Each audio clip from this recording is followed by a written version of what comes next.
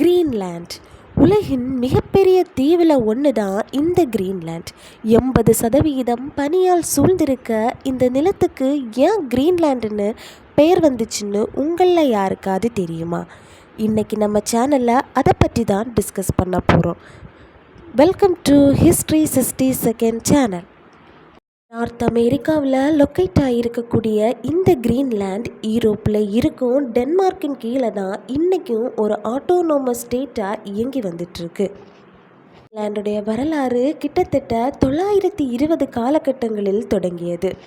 கிரீன்லாண்டை சேர்ந்த Eric the red என்னும் ஒரு வைக்கிங் ஆராய்ச்சியாளர் அந்த நாட்டில் ஒரு கொலை செய்ததன் காரணமாக நாடு கடத்தப்படுகிறார். அங்கிருந்து வெளியேறிய எரிக் ஒரு பனிப்பிரதேசத்தை அடைந்தார். அங்கு மக்கள் வாழ விரும்பவில்லை என்று உணர்ந்த அவர் அந்த நிலத்திற்கு மக்களை ஈர்க்கும் வகையில் கிரீன்லாண்ட் என்னும் பெயரை சூட்டினார். மேலும் ஐரோப்பிய இன மக்களுக்கு இதை அறிமுகமும் செய்தார். அங்கிருந்து வைக்கிங் இன மக்கள் வெகுவாக இங்கு குடியேற ஆரம்பித்தனர். ஆனால் 4500 ஆண்டுகளுக்கு முன்பே இங்கு இனிட்டின மக்கள் வாழ்ந்ததாக வரலாறு கூறுகிறது.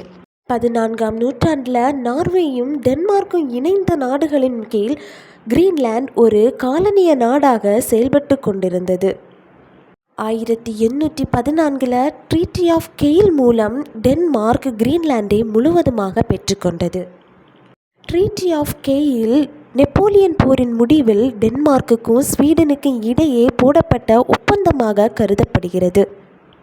இந்த ஒப்பந்தத்தின் மூலம் ஸ்வீடன் நார்வேயை பெற்றுக்கொள்ள டென்மார்க் கிரீன்லாண்டை தனதாக்கியது.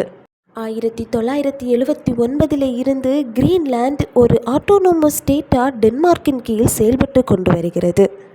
2009 இந்த அதிகாரம் அதிகரிக்கவும் பட்டது. ஆட்டோனோமஸ் அதிகாரம்னா ஒரு சில அதிகாரத்தை மட்டும் முழுமையாக பெற்றிருக்கும்.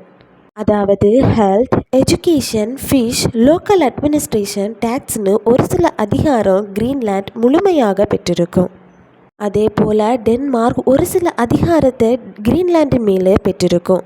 இது டிஃபென்ஸ், கரன்சி, எக்ஸ்டர்னல் அஃபேர்ஸ், நேவின்னு ஒரு சில அதிகாரத்தை மட்டுமே டென்மார்க் கிரீன்லாண்ட் மேலே பெற்றிருக்கும். மாதிரி மோர் இம்பார்ட்டன்ட் ஹிஸ்ட்ரிக்கு நம்ம சேனலை சப்ஸ்கிரைப் பண்ணி வச்சுக்கோங்க.